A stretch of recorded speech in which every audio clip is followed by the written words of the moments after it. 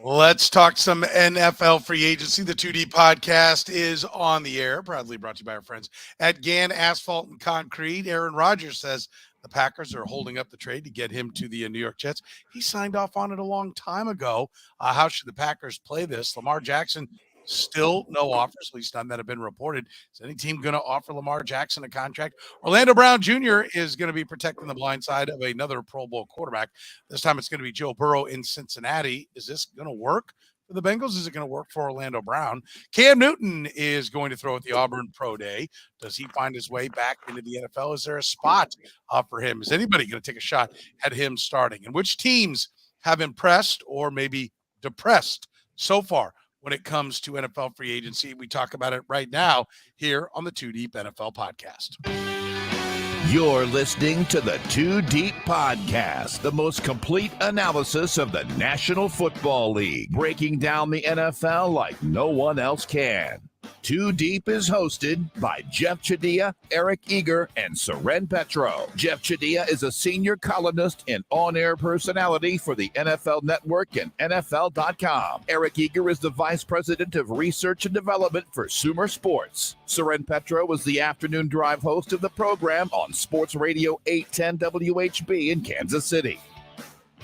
Two Deep is proudly brought to you by Gann Asphalt and Concrete, Kansas City's nationally recognized full-service paving and pavement maintenance contractor, making parking lot problems disappear since 1994. Free consultations, no commissions, in-house crews, and every project comes with a written warranty. Find them online at GannAsphalt.com or call 816-484-3338. Gann Asphalt and Concrete, one contractor, all things parking lot. Gann Asphalt and Concrete is now hiring for all positions: project manager, dump truck drivers, operators, and crew members. Starting pay up to $30 per hour based on experience, with paid time off and insurance, just to name a few of the benefits. Check out GannAsphalt.com for more info.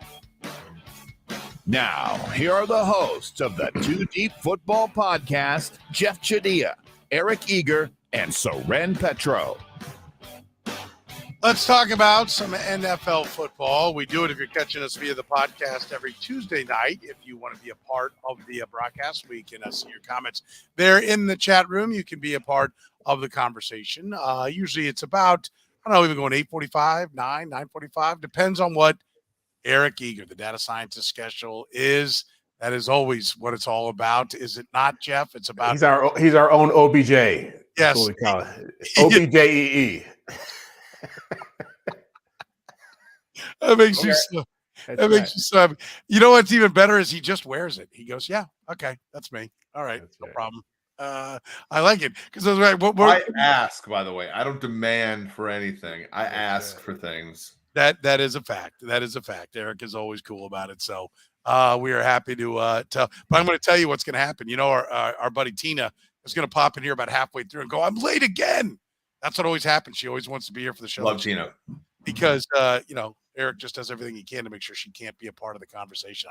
I don't understand why, but anyway, I digress. Let's get to it. Enough about Eric's drama. Let's get into the drama that is Aaron Rodgers. I'm ready to go, guys. I don't know what the holdup is. It's the Packers. This holdup. I love how when reality, sits on Aaron Rodgers' face and wiggles, and he's surprised. It makes it's hysterical to hear his reaction to this. Like, you leave him, these things don't. You got 100. You act like something has sat on his face in a long time. I honestly think that some of these problems stem from the exact opposite, Petro. Okay, fair point. Fair point. What should the Packers do? What's the right way for them to play this here moving forward? Because people in New York are adamant that they're not giving up that first round pick for Aaron Rodgers. How does it play out, Jeff?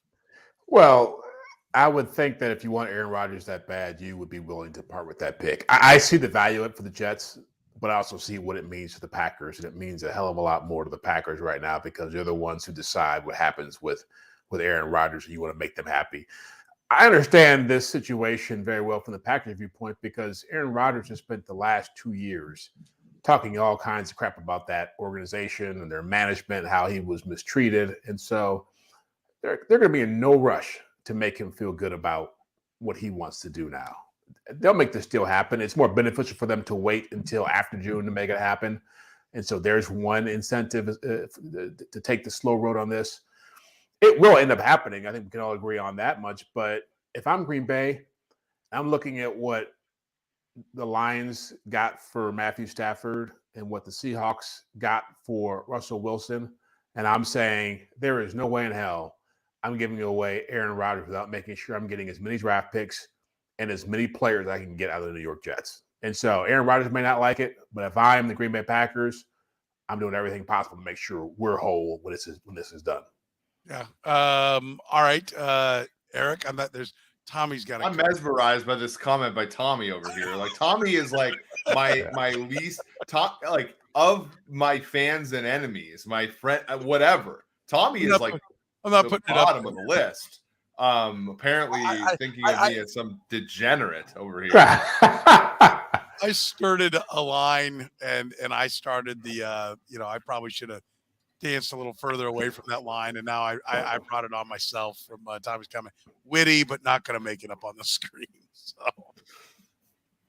yeah, anyway. It shouldn't make it on the screen. Rodgers is such a tool, right? Like this whole thing, like we all have to sit here and pretend that like he's a normal guy, right? Like we all have to sit here and pretend that he hasn't acted like a complete doofus for 3 years now, and it's ridiculous. Like, and the Packers deserve some scorn here. You drafted Jordan Love. That was the right move. And then he comes out because he's this way. By the way, he sucked in 2018. He sucked in 2019. And you drafted a quarterback to take his place. That was the smart thing to do. And then he decides, I'm going to turn it on. Why would you want a quarterback who can turn it off and on like that, for one? And then you give him the big deal, like, oh, yeah, please come. And you negotiated with a crazy person. And now you're like, whoa, what? Oh, it's like hell trading this guy. It's like, that's your fault, right? Like both sides suck here. And they should know better. They dealt with Brett Favre, who was using poor people's money to buy his daughter a gym. Like everybody sucks here, including the Jets. The fact that the Jets want him, they suck too.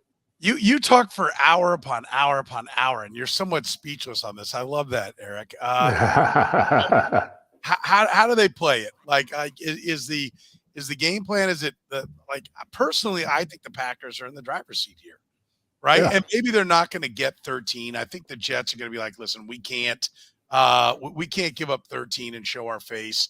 In public, right? It's like we dug in on that and we can't give it to our families. But the Packers can hold them up for a lot. Okay, fine. You keep 13, but give us a second and a conditional pick that can become your next first round draft pick, right? Give us like whatever it is. I think the Packers are in the driver's seat because they can leave him on the roster and just be like, we're going to Jordan Love. And if you want to go Deshaun Watson for a year, that's kind of a dangerous precedent that's been set.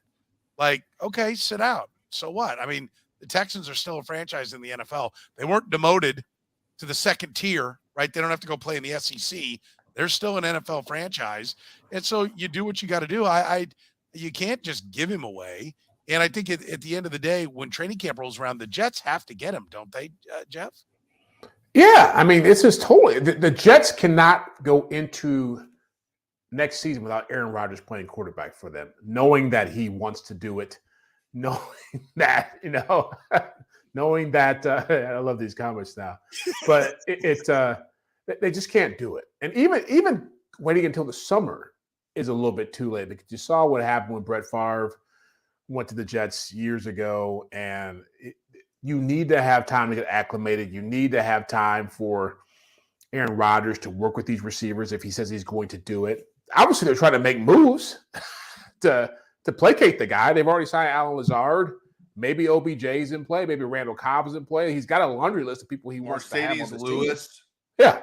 Yeah. I mean, so, yeah, I think the Jets have to – and, again, it's a valuable pick. But if you're the Jets, it costs money to get this kind of a quarterback. It costs something of value. Yeah. And so if you're not giving away players, yeah, it's going to have to be a first-round pick. It's going to be multiple first-round picks, including the one this year. By the way, I like Alan Lazard as a receiver, but can someone tell me about what 477, 451, 513, and 788 says $11 million? Right? It He's been says, playing I with don't have to work out Rodgers. with Aaron Rodgers Yeah, to succeed with him. yeah. He's been playing with Aaron Rodgers. It's not like, well, wait till he gets with a real quarterback. He's been with the guy. Yeah. And they're giving him $11 million. I'm kind of mesmerized by that. But yeah, I just don't see where the Packers have any inspiration now to move quickly, right? And the Jets want to get him in, want him to start working out, which he's not going to do, but maybe that's part of the conversations they've had that okay, he's going to come in and he's going to be in a lot better team player now. But I just think that the Packers hold all the cards now. Now that they've made it clear they'll move on. Now that Rodgers has said he wants to go, they don't like the Packer fan base is ready to be done with Rodgers. There's nothing they can do to upset them. Rodgers has made it clear he wants out and has now embraced the Jets. They own this negotiation. They own it. And I think the Jets are going to have to pay a substantial price. I don't think it'll involve this year's first round pick, but I think it'll involve more than people think. And then they're going to take on a massive cap number. So yeah, the Packers are taking on a massive 2023 number regardless. I think that's the whole. But they've already prepared for it. They're ready to do it. Right. And this season's that's the hard part, right? Is to decide that we're going to do that.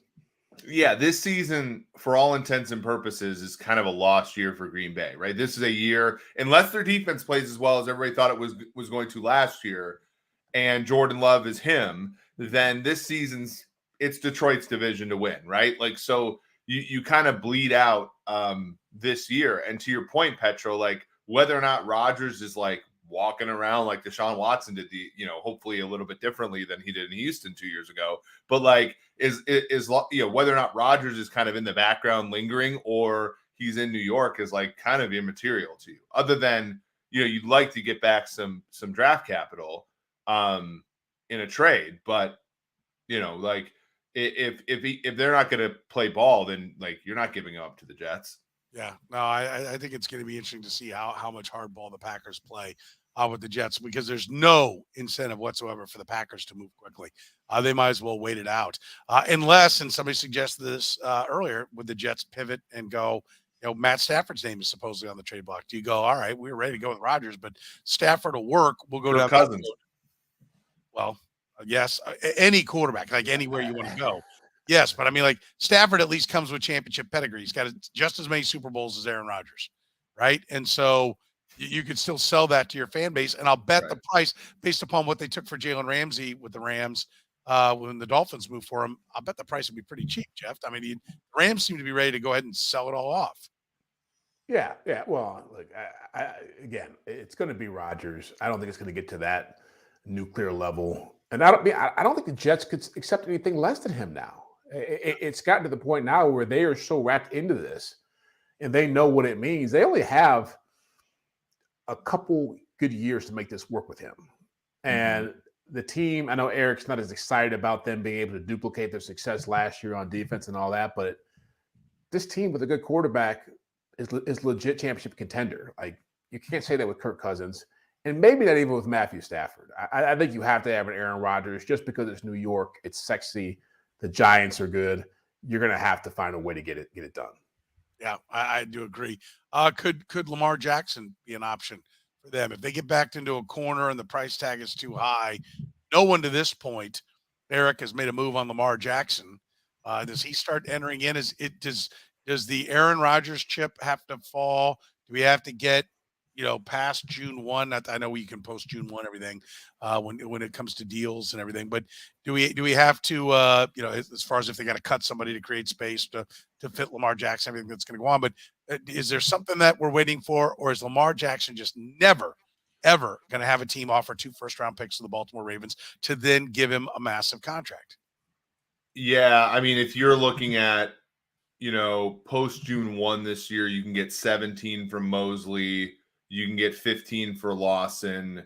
That'll about do it. If you're, the Jets. To the other part of the whole Lamar thing is I think that there are some teams waiting until after the draft because then you don't have to you give up your subsequent years draft picks. And when you think about how draft picks are valued in the NFL, we said this I think last week. It's like you think of draft picks a year in advance as a round lower. That's actually not right, but that's how teams effectively trade them. So if you are the Jets and you get Lamar, you're probably thinking you're picking 25 to 32. And then you're talking about a round later. So then you're giving up, in your mind, pick 50. And then next year's first rounder, which is, again, effectively 2 rounds down. Then now you're starting to say, okay, the draft capital we're giving up is hardly anything anymore. And then you clear out the space. You get Lamar in the fold. There were reports today that the Ravens are sort of done with Lamar. It's one of the reasons, for example, that I don't think Detroit trades for Lamar until after this draft because you don't want to give up 6 for Lamar Jackson. And you have to give up your best pick in round 1 to do it. So it's stuff like that where I think if it does get to a head, then that is when you're going to start to see the Lamar Jackson thing happen. I don't think that a lot of these teams are really going to approach the Lamar Jackson thing until after the draft. Jeff, you agree? Is that a timeline you're looking at, or do you just think the price is too high? I think the price is too high.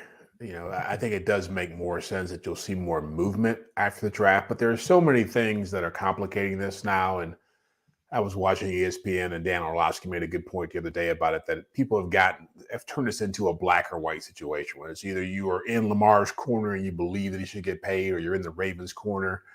And it's really way more nuanced than that. And at the heart of it, we say it every time we have this conversation, not having an agent is a big impediment to doing this kind of deal now, because you need to be able, if he can't talk to the Ravens and find some kind of middle ground or some traction on the deal with them, how are you going to go around to all these other teams and try to cut deals and try to talk your way into making something work and thinking about compensating? Agents do that kind of stuff behind the scenes and try to create the kind of inroads.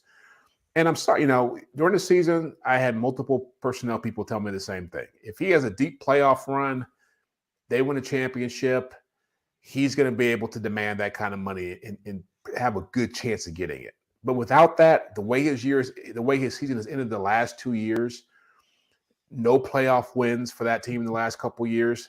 Every team in the NFL is thinking the same thing the Ravens are thinking. There's only so far we're going to go in paying for that. And I've said it before, and I've been one of the biggest Lamar Jackson fans out there, but he can only play in so many different offenses. So to see him with the Detroit Lions, are you changing your offense to fit what he does? Because it's a big leap to say, okay, he can just play wherever he wants to and be whatever quarterback he needs to be, depending on the coach and the system. That's a big risk to take with that kind of money and a quarterback who's been hurt and a quarterback who probably has a penchant for being hurt moving forward. And when you look at teams that really love to run the ball, which is a lot of what he does, is obviously bring the run game to you. The Ravens have been it, but I think it's because they've had Lamar Jackson. Yeah. Joe Flacco wasn't that kind of quarterback. It's not like this has always been their pedigree. But I could see a couple of different teams. One, the Seattle Seahawks would make sense, but they just paid Geno Smith, right? They're content to stay. And they draft 5. Yeah, well, and right, but I do agree with Eric's point. Let's talk. No one's doing anything until after the draft. Nobody wants to give this year's draft pick. So it's going to be after the draft. And I don't think anybody's going to give 2 first-round picks. I think you're going to end up having to make a trade. With the Cardinals, swap up, say, your quarterback for our quarterback. Let's reboot and give each guy a try. I don't think so. I don't think that's happening. But the teams that love to run the ball, if it weren't in division, and I actually think the Ravens, being as mathematically oriented as they are, might not care. But the Steelers play like Lamar Jackson plays.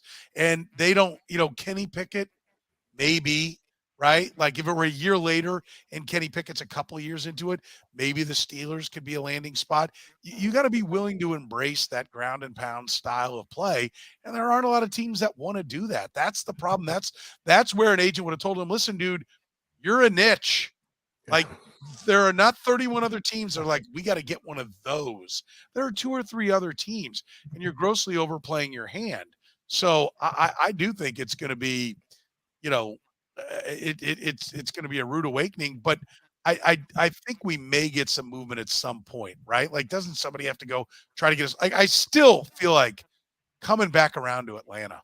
Like, is Atlanta just slow playing what they're doing, and they get back into this later on? I don't know. Does anyone want to make a prediction on how it ends?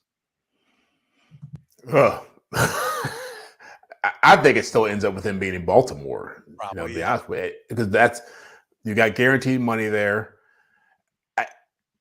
The danger in not having your own agent when you're a quarterback versus forget about linebackers or corners doing these kind of deals. Those deals are so easy to do because you know the market, you know where you can fit in, you know who's got paid, This is a guy who's got great pride, who's done a lot for the Ravens, who feels emboldened based on what Deshaun Watson's got.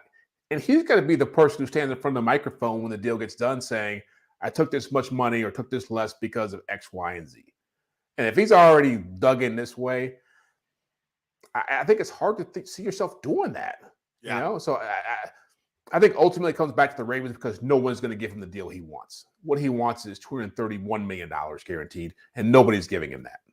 Yeah, I could see the Texans just because they're a complete wild card and how they do things. But I think this one's interesting. This is the team that popped into my head as well. Nicholas said, should the 49ers make a huge leap to get Lamar? Lamar would be great in that offense. I mean, they do ground and pound away. If they're looking at their quarterbacks and they're like, I mean, Purdy was winning. That's the thing is like, I love it when you look at it and you're like, they're winning with him, not because of him.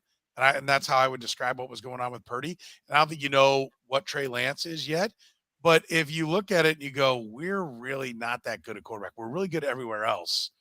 You know, like would the 49ers be a spot where I think he sees them like he saw RG3, and that could have been really good if he didn't get hurt. Yeah.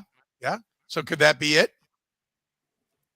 The Niners don't have draft capital really, though. That's like the hard part, right? Like they don't, because they always traded away, Eric.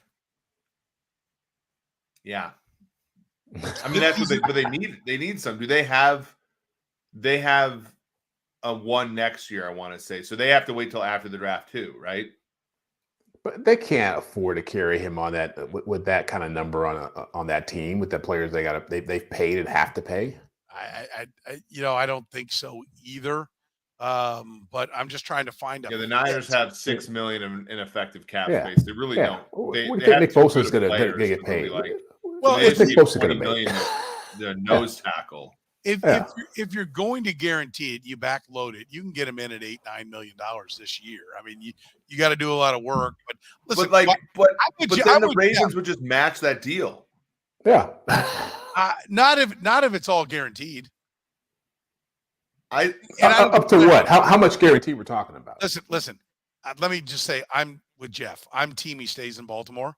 That he realizes there's no place else to go, and he's going to put his tail between his legs, and he's going to come back and he's going to take less, just like the next guy we're going to talk about, or Orlando Brown Jr. By the way, we're brought to you by Gann Asphalt and Concrete. They are now hiring for all positions. If you want to work for Kansas City's best pavement company, best parking lot company, if you got parking lot problems, Gann makes them disappear. They're hiring project managers, dump truck drivers, operators, crew members, starting pay up to $30 per hour based upon experience and paid time off and insurance. Just to name a few of the benefits. Check out GannAsphalt.com for more info. Orlando Brown Jr. did go to the Bengals, Jeff. Is that, he's Lamar's buddy. Like that should be it. He turned down $100+ million. He turned down, he basically got what is the equivalent of the same deal with less back end, with less, numbers to make it appear better, right? Less Tyreek Hill fluff on the back end. Is Orlando Brown Jr. the cautionary tale, and does that end up working out for both him and the Bengals in Cincinnati? Well, you know how I feel about him as a left tackle. I think he's very ordinary. He benefits in that system because the ball comes out fast, the quarterback throws quickly. He's a Mahomes comp in terms of that. And so you're not going to be as exposed for the same reasons you weren't as exposed, or you weren't as much of a liability in the Chiefs offense. But yeah, if you're Orlando Brown Jr., you're going to try to sell this as a win when in fact, you got a worse deal to move to a team that didn't win a championship. I mean, it's like they want to, hype up. Well, he got the biggest signing bonus of any offensive tackle in history. It's $31 million signing bonus. The Chiefs were offering a $30.25 million signing bonus. I mean, that's, he wanted the APY, the average per year was 16 million, the average per year with the Chiefs, even if you didn't go off the inflated numbers, was 19 million. He should have signed a deal the Chiefs put in front of him last year. It was a much better deal. But again, when players don't have agents and they get themselves in positions where they realize the market's not going to be super kind to you, this was the only team that probably wanted him as a left tackle because they had a big need because of Jonah Williams. The guy who was playing left tackle wasn't playing well, and they took some hits on the offensive line. They pretty much were in the same place the Chiefs were when they went and got him.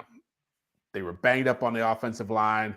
That was the reason they saw as them not winning a championship or getting back to the Super Bowl, and they got a little bit desperate. That's the only reason he's playing left tackle for the Bengals right now. You like it, Eric? Does it work? It's a good move for the Bengals. Left tackle is like starting pitching, where it's just like it's going to cost you that much. I think Orlando Brown probably wants to have last summer back, given how everything's worked, right? Because even people who say, okay, he got a big signing bonus, like, well, he could have gotten that signing bonus last year and that money could have been in the bank already. And instead he had to play on 17 game checks of a little under $1 million each one. Right. So right. He missed that banner performance in the market the past year. Thanks, Petro. You're right. But it took a little while for it to soak in. I wasn't going to help you out. It was a good look, Petro. The best jokes hit quickly. Decent jokes take some time. Good for you. I don't know. Jeff and I are laughing pretty good right now. Yeah. But the it's funny. Are we allowed to talk about like the rivalry between the Chiefs and the Bengals here? Because there's like a lot of people on Bengals like Twitter and like all this like, oh, the Bengals are in the Chiefs' head, right? Like they're always like lurking, and I'm like, the Bengals legacy as of right now is keeping Kansas City from 4 straight Super Bowl appearances, right? Like they're still trying to chase the Chiefs. And to do so, they took one of the worst starters that the Chiefs had on the roster. Yeah, but come on, Eric, you know better than that. Like, listen, in Washington, they're talking about how they have the starting right tackle from the Super Bowl champions. They just brought in for $8 million a year. The Chiefs claimed him off waivers from the Browns. From the Browns when they were ass. He was cut by the Browns, and that's the guy that the fan base is now going wild over. And let's not forget 2 years ago, Kansas City Chiefs fans were going nuts about how they got Orlando Brown. They stole him from the Ravens. They got the stuff there. There was really one guy who was like, slow down. I'm not seeing it. And it was Jeff. And Jeff was crapped on for 2 years. We're seeing it. 2 years ago, Jeff was exactly right about what Orlando Brown was. Yeah, I mean, that's true. But I would say this is an okay move for the Bengals. It doesn't like the Bengals still have to decide what to do with T. Higgins. They still have to decide, they still have to obviously like Joe Burrow's contract, Justin Herbert's contract. Those things are happening this offseason, right? So, Brown's kind of expensive given the investments they had last year in the line. And were the results all that much different, right? Like all the research suggests that quarterback play influences the pressure rates a lot more than the offensive line does, unless you have an offensive line that's so bad, like the Chiefs in the Super Bowl a couple years ago, like the Bengals, a couple years back. Does Orlando Brown really raise the water level for the Bengals? I think it's a moderate signing for them. But for them, they're probably glad they didn't like go 20 million on him. Yeah, I want to address this one because Tommy said the Chiefs paid more for a tackle that has never played left tackle than the tackle they let go. Well, Orlando Brown had never played left tackle in a passing offense before he came to Kansas City and really played it just for the Ravens. I played it at Oklahoma. You want to get excited about that? Okay. I get the point. The difference is Orlando Brown wouldn't take the Chiefs' offer, right? And so the Chiefs moved on to a guy who would. And Orlando Brown would have never taken this Cincinnati offer had the Chiefs offer not been pulled off the table and the phone wasn't ringing, right? That's what he realized. He grossly overplayed his hand. Like, that deal didn't just sit out there And then, oh my God, Orlando Brown took less. They would have given him the Chiefs. The Chiefs offered him that deal and more, at least theoretically, if he stayed healthy and kept playing last year, and he wouldn't take it. So they moved on and they gave it to a guy who would, because they need to get that done. Like that's like, I don't think there's any way. Orlando Brown did not take, listen, Orlando Brown won't talk to anybody, right? Till the Chiefs make him go to the podium. He did not start doing television because they were like, it's going great, guys. This is exactly how we want the negotiations to go. Day 3, Adam Schefter said it. Big money contract signed in the first 2 days, and then they start going down. And he heard that, and he started booking. The agent started booking him to get him on TV and get something done. So that's revision. Like, he had an opportunity to sign for more. He was told no, and nobody offered him better, and he panicked. And it's not a bad landing spot. 4 years maybe with the Bengals. Yeah, Orlando Brown is going to be like a decent tackle in this league for a long time. The Chiefs with Jawan Taylor are buying this chance, however you want to price it, that like they're going to have a very good tackle.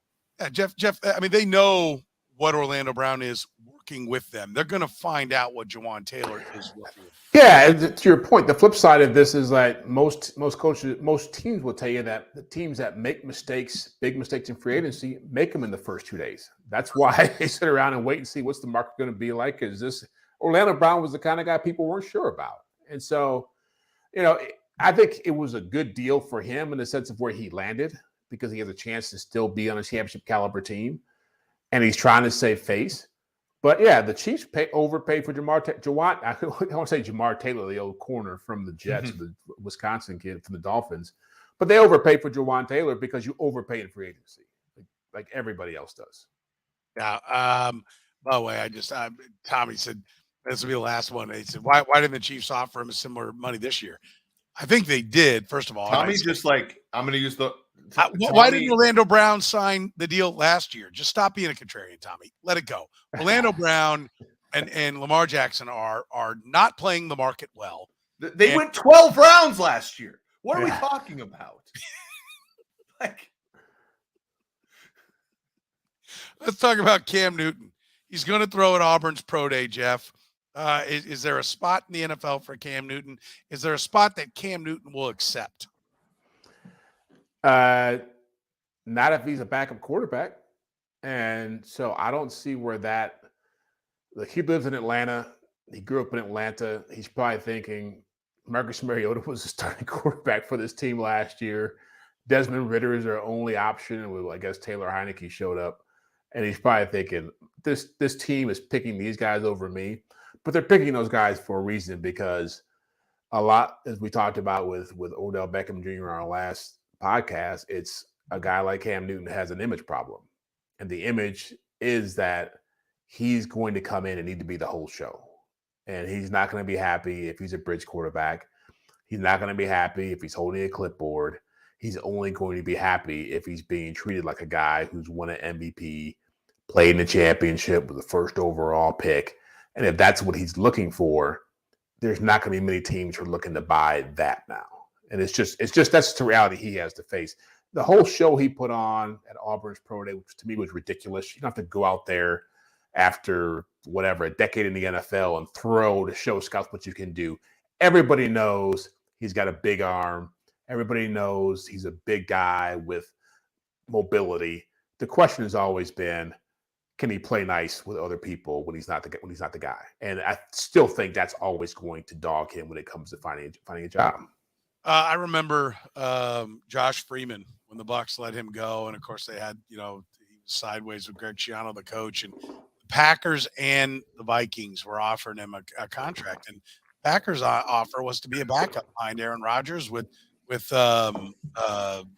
Cowboys coach now. I'm trying to blank. McCarthy again. Don't butcher names. I just get them wrong. Mike McCarthy. I was like, that's the perfect spot. Go there, soak up whatever's going on there in Green Bay, figure out how Aaron Rodgers prepares us. No, instead, get right out on the field with the Minnesota Vikings, right? And it was a disaster, and his career was over. He never played again.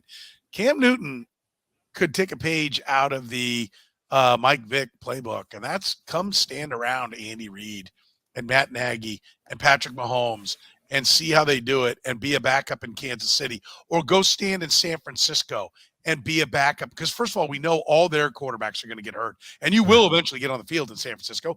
It How happened about here. the Geno Smith playbook? Yes. Yes. I mean, I'm trying to like cherry pick places with like big offensive minds, well-respected offensive guys. But yeah, Geno Smith stayed in a town that the offense blows and everybody knows it blows. And he ended up getting $90 million just by waiting his turn and being a team player.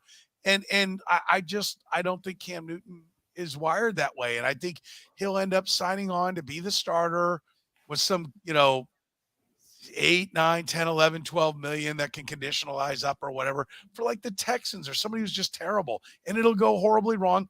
And he will not be in the NFL after 2024. I don't even know if he'll be in there this year. I mean, didn't he just do this? Like, Yeah. Is he going to like that? You're telling the story of 2021 Cam Newton, not 2023 Cam Newton. Yeah. Like, are we even sure he signs with a team? Yeah. No, I'm not at all. Yeah, he couldn't stay on a roster with P.J. Walker, Sam Darnold, and Baker Mayfield. Couldn't stick on that roster. He was backing up P.J. Walker, and then getting rushing touchdowns and doing the whole thing. Cam's career is one of the most misunderstood careers of modern quarterback play, right? Because a lot of people said he was like showboaty, and like when he didn't go after the fumble in the Super Bowl, everybody's like, oh, he's no. Cam Newton ran the ball hard. He's a good leader, all this stuff. He just was like somewhat limited as a passer. And when he got injured, when he injured his shoulder, the thing was over for him, right? And we just need to recognize that, and maybe he does. But I love your point, Petro. If he goes, I mean, the only place where he's going to be functional as a backup quarterback is a place where the starter is a dude that's much better than him, and that is Kansas City. I agree with you. I just don't see it because I don't think he's going to take the contract, the $4 to $6 million that the Chiefs are willing to allocate to a backup, and so it's not going to happen. But it makes a lot of sense. Yeah, I think it's a better destination for him when it's all said and done. Matt said this is Josh Allen in 2 to 3 years. I hope not. Can we not everybody? It gets boring. It's going to get boring when Herbert falls off the face of the earth and Burrow, that Bengals team falls apart. Don't tell me Josh Allen's going too. I want at least the Chiefs to have a challenge in the AFC here, boys. Yes. By the way, our presentation, our 2D podcast brought to you by Gann Asphalt and Concrete, recognized nationally as the best paving and pavement maintenance contractor in Kansas City, making parking lot problems disappear since 1994. If you've got a business, if you own a business, or you work for a business that has parking lot problems of any kind, free consultations, no commissions, in-house crews. Every project comes with a written warranty. Find them online right now at GannAsphalt.com or call 816-484-3338. Who has impressed you in free agency thus far, Jeff? Who's having a good go of it so far? There's a few teams that come to mind. I like what Miami's done, partially not just because of Jalen Ramsey. I like Vic Fangio going there. I think Philadelphia has quietly done a good job of dealing with a lot of losses. People are making a big deal about, all these guys from defense left, but they lost Javon Hargrave, but they drafted Jordan Davis for a reason. They lose TJ Edwards, Kaiser White. They drafted Nakobe Dean for a reason. I think holding on to Darius Slay and James Bradbury were significant, and getting Kelsey to come back at center, getting Brandon Graham and Fletcher Cox to stick around. I feel like they're going more for culture. These are older guys, obviously, and they don't have a lot of time left in this league, but that team was built a lot on chemistry. And so to not take losses you can't replace players at was significant for them. Even Miles Sanders being gone, people say Rashad Penny is banged up, but I feel like he can be effective for them. They're a very smart team, and they've got people in place, and so I think they're going to be a lot better off. They're still the best team in the NFC East for my money. Sorry, Jeff, apologize for stepping on you there. Anybody jump out at you that has really impressed you? I'm going to go off the beaten path a little bit here. I actually like, given everything they've had to overcome, I actually like what Tampa Bay is doing. I like being honest with who you are and signing Baker Mayfield and saying, if you want to show us something, you're going to get a chance. but we're not going to push a bunch of money into the future and pretend that we're not going to be the Saints. We're not going to pretend like this Super Bowl didn't happen and we're having the hangover. I like Chase Edmonds as a running back, and Greg Gaines is one of the more underrated, I think, the interior defenders. I like them. Jamel Dean for $13 million is one of the best signings that happened all of free agency, and it was their own player. I agree. Getting him, keeping him in the mix was and Levante David returning as a veteran player. They got rid of Donovan Smith, former Chiefs legend Raheem Nunez-Roches, and Shaq Mason. Those are fine. I just like a team like the Bucs being honest with who they are in a league full of teams that are frankly delusional. That's interesting. Does anybody like what the Patriots did? I mean, they seem to be getting back to more of their. Remember when they made the big splash by going out and signing a couple of tight ends for way too much money? They seem to be more Patriot-esque in what they're doing now. That's also just because the tight end market is like actually being reasonable this year, as opposed to when they dove in 21. Like the market was drunk. Like right now, like all these tight ends are going for nothing. Like because there's a huge glut of them, and there's a bunch in the draft. So I think part of that is market based, right, Petro? Yeah, I do, but I mean, I just like even like Jabril Peppers and some of the things I think look more like the way they used to conduct business and do things. I kind of like what the Raiders are doing. I'm not saying it's going to pay dividends and they're going to be a championship team, but not to relight the fire about Jimmy Garoppolo, who had Eric losing his mind not long ago. But they too, this is kind of a Patriot, let's take a shot at some guys that aren't going to be that expensive, but maybe had a good pedigree. See if we can coach them up and make them better. I think that's pretty smart by them. Jacoby Meyer signing was a very good signing. I love that, and it gives Garoppolo a guy. They've got Josh Jacobs. I mean, I think offensively, the airmail in the middle of the field. Yeah, love that. Yeah, I think they've got some pieces. Yeah, but I don't think. Can we say that everybody's smarter in free agency because nobody's like running away and like we're like, oh my God, look at what that team's doing. Like they've all gotten better at what they do. The void year craze is starting to make me a little nervous, though, right? Like they're going to outlaw void years, aren't they? Like this whole let's sign like the Viking and love Kwesi a friend, but like let's sign Marcus Davenport to 1 year, $13 million, and let's put 4 void years on this thing to like. And to prorate it. Yeah. What's the difference between calling it a void year or just cutting him? I mean, it's really just honesty about what they're doing as opposed to acting like it's a multi-year. Well, they're all one. But my issue is like, I don't mind void years. I don't mind void years as a concept because you can obviously like if you leave that space open this year and then you like teams are getting smarter where if you void it, what happens is you prorate the money over multiple years where you don't intend to keep the player and it opens up space for now. And then if you never use that space, you can push, you can carry over. Right. And so essentially you just give yourself more options in the present. The problem is like most of these teams do dumb stuff with those options in the present.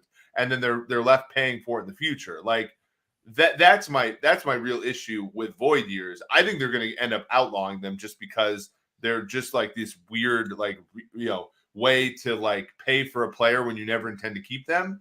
But it is an interesting craze that's happening. And the Titans are doing it a ton. All the teams that are connected to Kwesi are doing it a ton. The Niners with Rand Carthon moving over to Tennessee are doing it. Cleveland, obviously Vikings as well. So it's an interesting sort of craze there. I'll throw one more out there. How about Carolina? Smart moves. Sanders, Thielen. I mean, they're not breaking the bank with guys who are getting Von Bell. Hurst. They're clearly trying to put together some pieces for whatever quarterback they're going to take. And that's how you want to play with a young quarterback, right? Good defense, run game. The Thielen contract's a bit much. I agree. I don't think there's much there, but if he's just going to be a move the chains guy, again, for a young quarterback to have a safety blanket, okay, yeah, that makes sense to me, as far as I'm concerned. Their tackles are okay. Like I think whoever it is, whether it's Stroud or Young, is going to have more weapons than at first blush, which is probably fine, which is good. I think it's totally CJ Stroud. I don't think there's any question about it. Okay. I Go ahead. I don't the markets are moving more toward, like, he was minus 400, now it's minus 140 or so. I believe some of the things I'm hearing about Young, but I also have heard reports that it's split, like the ownership / Well, that's been out there for a while. Ownership wants what? Young and coach wants Stroud. There's no way an ex-quarterback is going to draft a 5'10" quarterback. I didn't think I'm going to place my job on this. Frank Reich was like, I must have Andrew Luck. I want a guy who's tall. And 5'10" and brought buckshot in his pockets to get to 205. Yeah. Like, I mean, he doesn't look like 205 either. I mean, we'll start digging more into the draft here shortly. Anyone just a disaster to this point? What's a disaster? Any team that you're like, so far this is a disaster for free agency? Well, the Rams obviously have a lot of issues, but those were self-imposed. They really can't do anything except, dump, things off the bow into the water to stay afloat. I think the Colts really haven't done a lot of great stuff. To be honest with you, I've got a lot of people walk out the door too. What's their big move right now? the Saints. They just want to be in cap hell forever. I mean, that's clearly what they've decided. Yeah, I'm not digging that, and I will tell you that I think the Denver Broncos, initially are going to be fine, but I think this is a short-term solution for the Denver Broncos. I think they'll be good this year, but long term, you really have questions. I think they're setting up for life after Russ. I don't think he's going to be the long term. I think they're saying we're going to have a good offensive line. We're going to have they'll get some key pieces back. Garrett Bowles, Tim Patrick, Javonte Williams. Those are significant losses they took. You get those guys back, I think it helps what they want to do. All right, that's going to do it for us here on the 2D podcast. We're brought to you by our friends at GAN Asphalt and Concrete. If you've got any problems with your parking lot, free consultations, no commissions, in-house crews, every project comes with a written warranty. Find them online at ganasphalt.com or call 816-484-3338 for Jeff Chadiha from the NFL Network, Eric Eager from Sumer Sports. My name is Soren Petro from Sports Radio 810 WHB in Kansas City, saying thank you very much for joining us here on